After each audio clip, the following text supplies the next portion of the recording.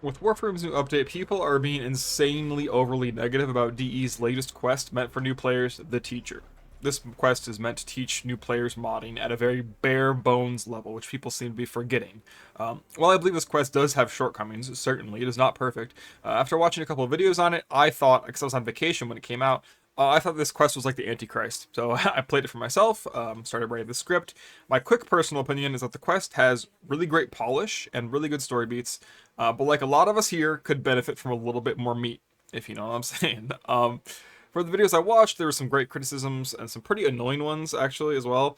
I think a lot of people went into this with a weird negative bias, which I don't really understand. But as players with, especially content creators, like veterans in general, with thousands of hours, we are incredibly disconnected from the new player experience. That's a fact. We could try as hard as we want, but um, Warframe permanently alters your brain once you're good at it. That is just the truth. Unless you go sign up for the NFL and get a contract and bash your head in a few times, you will not get worse at this game generally over time.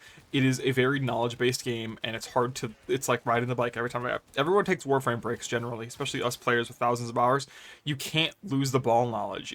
It's just not how that works. So, the quest with some script note taking in the middle of it, taking some extra time to observe some I took some extra time to observe the Teshin mini boss. Took some extra time for dialogue. Took me about 19 minutes with all of that. So without any of that, probably 15 to 18-minute quest. I have to imagine. A new player obviously will have a slower pace, so maybe 20 minutes. This quest comes after Vor's Prize. That is really key. Vor's Prize is like one of the first quests you do. So you have to keep in mind this is for bare bones content. So we'll take a look at some of the notes I took, and then move forward into like a larger conversation about what I think this quest did sufficiently, what I think it missed out on, and I really think people are being overly negative. I don't get it. I don't get it. I think Warframe's proportion of players that actively play is a lot of mid to late game players. Your definition of that may vary, but people disconnected from what it's like to be in your first 100 hours, and that's just how it is. So as a veteran myself, I have my own biases, but I have talked to newer players, some players that I've nepo babied through, modded for, so on and so forth, to kind of filter out some of my bad opinions, but I'll probably still have one or two. That's just how it goes.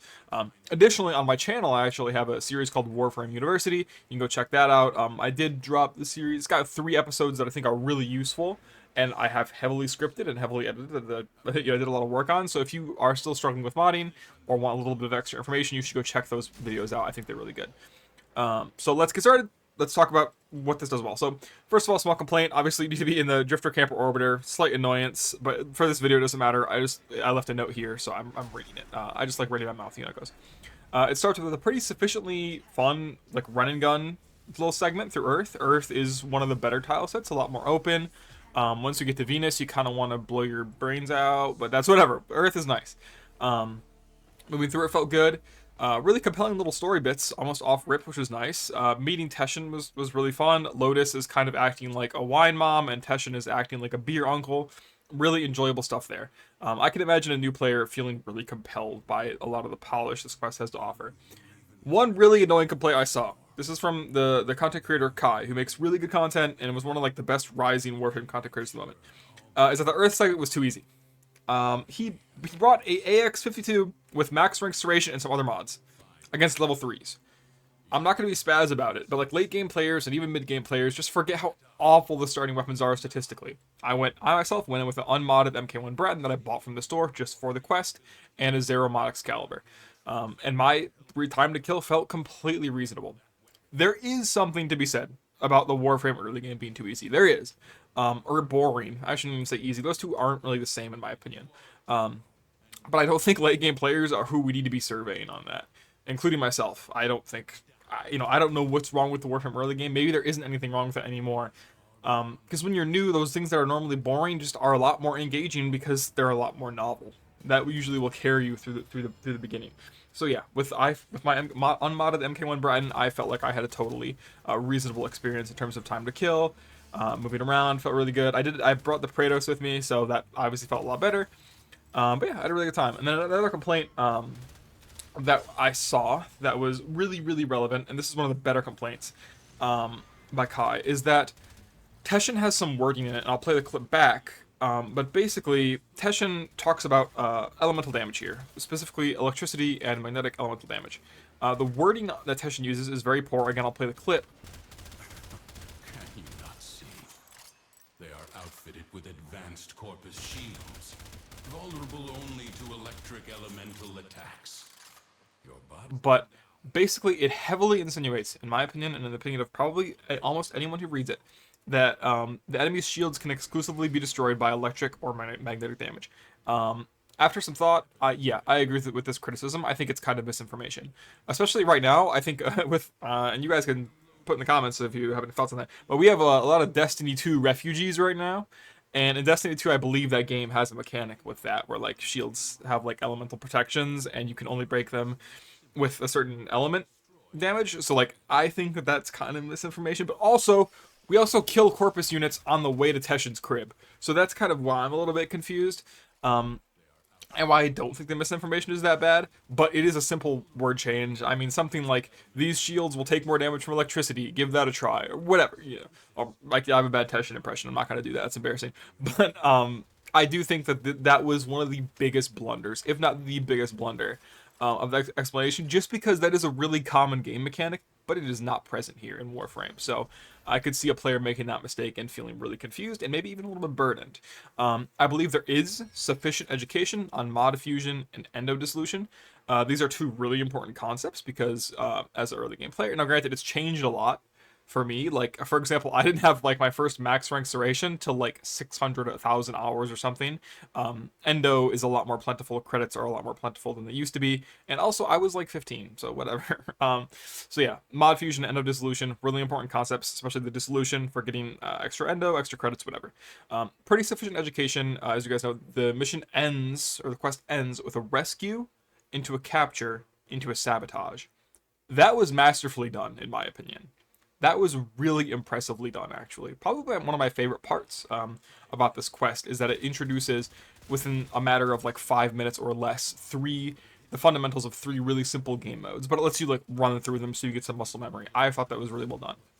So, we're going to talk specifically about what in this quest was actually sufficient and what was missing. So, something to keep in mind, again, that people seem to be forgetting is that this is a bare bones modding education right after Vor's Prize. So we need to keep our standards in line with that. There will not be much complication here. Keep in mind, DE outsourced this quest. And I think it really shows here. And that's not necessarily a good or a bad thing, but I am admittedly a little confused as to why this needed to be outsourced.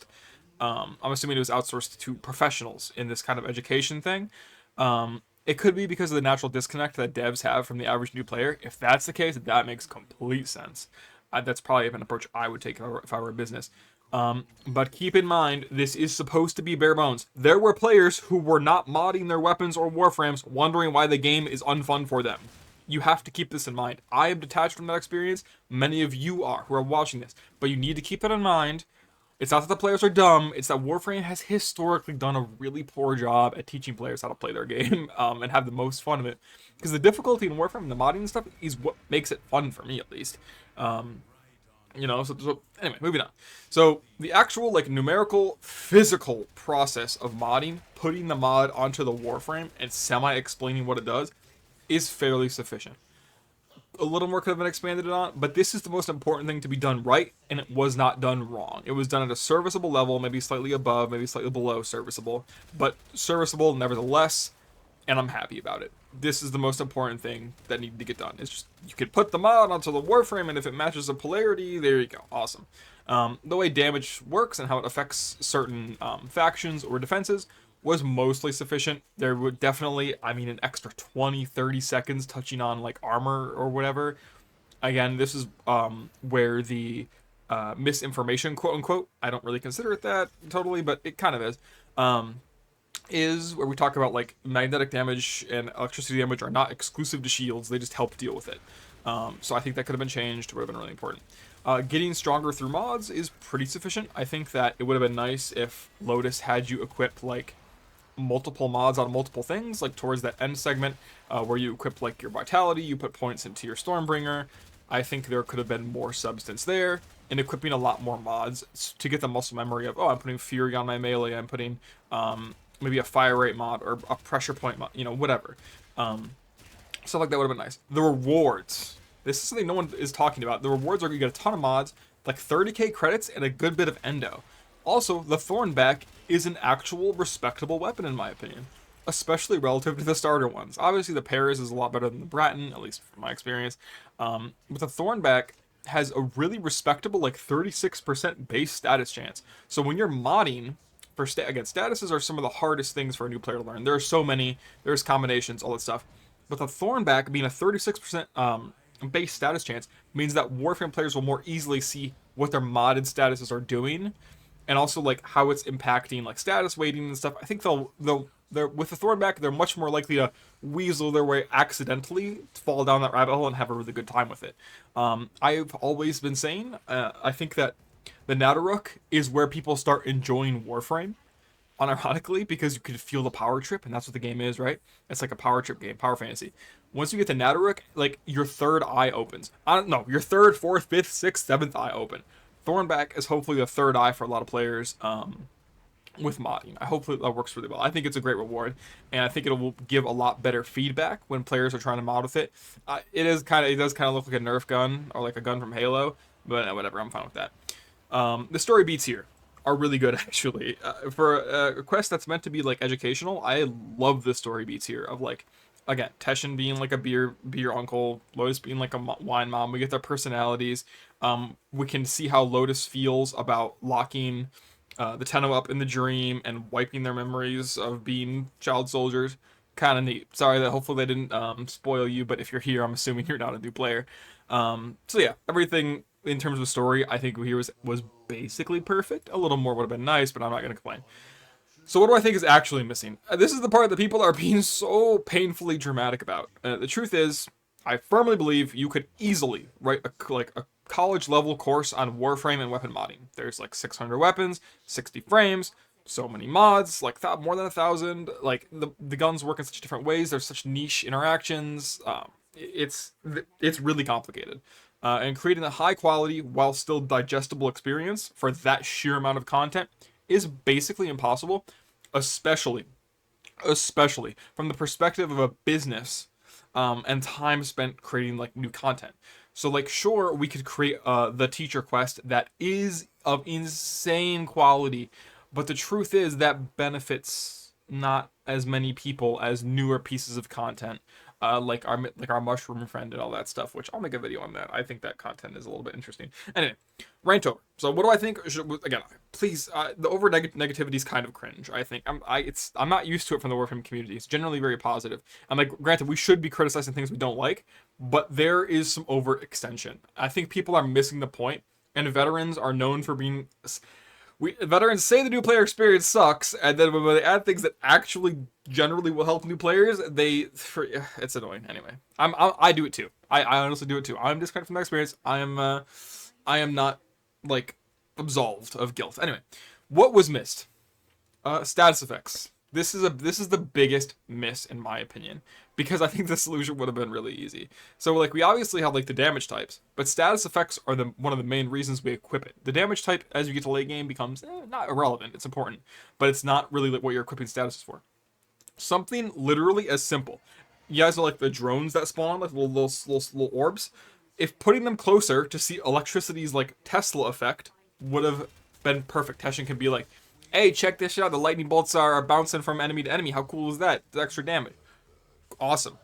Literally the same exact asset manipulation could have been done with magnetic too.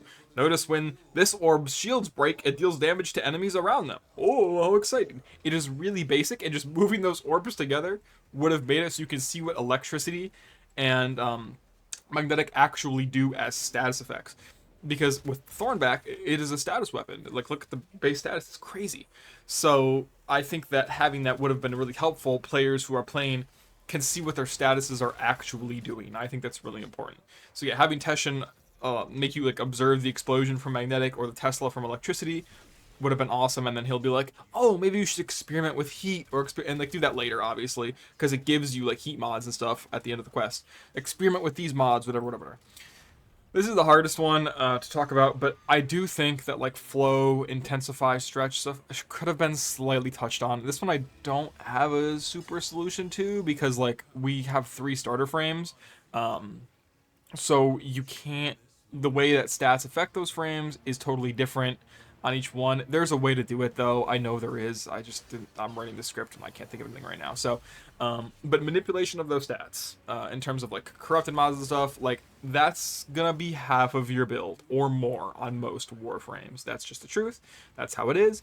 And I think that missing out on that is really bad. Now, granted, does it affect that much in the early game? No, but finding a place for it would be nice, and I think this would be the place for it. So it's a shame it's not here. But yeah, talking about like power strength, duration, efficiency, and range should have been touched on somehow. I don't really know how, but it needed to be.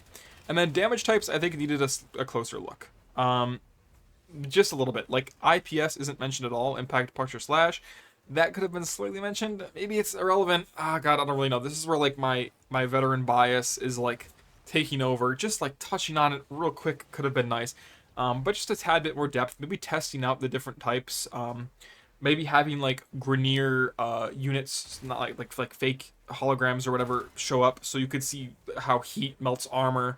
Like I think that would have been really nice. Again, damage types kind of falls in line with the status effect thing. I just think there was a lot missing there. But yeah, again, this is a bare bones test. This is it. Those are my 3 complaints. Status effects, damage types needed to be a little bit more expansive, I think. And then again, I do think power duration, max energy, power range, and stuff probably should have been touched on at least just a teensy bit. I think it's totally possible. They could have made one example per frame. Like, oh, your radial javelin goes further when you press 3 on Excalibur. Oh, your pole goes further when you are playing mag, and then like the volt, I don't know, discharge or something. I don't know, or your speed lasts longer. I don't know. Just any little test I think would have been super helpful here, and the rest they could have put together themselves. But having a player know that they can buff their abilities too would have been really key. Would have been really important. And don't get me started. I also think that there should be a mini quest of this duration, like 15 minutes, for corrupted mods. Corrupted mods are way too important, whether it's intentional from DE or not. They're way too important to not be part of a quest. That's just the truth.